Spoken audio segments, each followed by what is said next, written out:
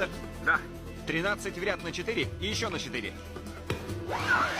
Это 208 штук. А в деньгах? 2 миллиона 700. Что?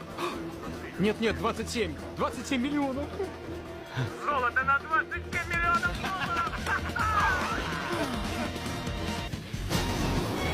долларов!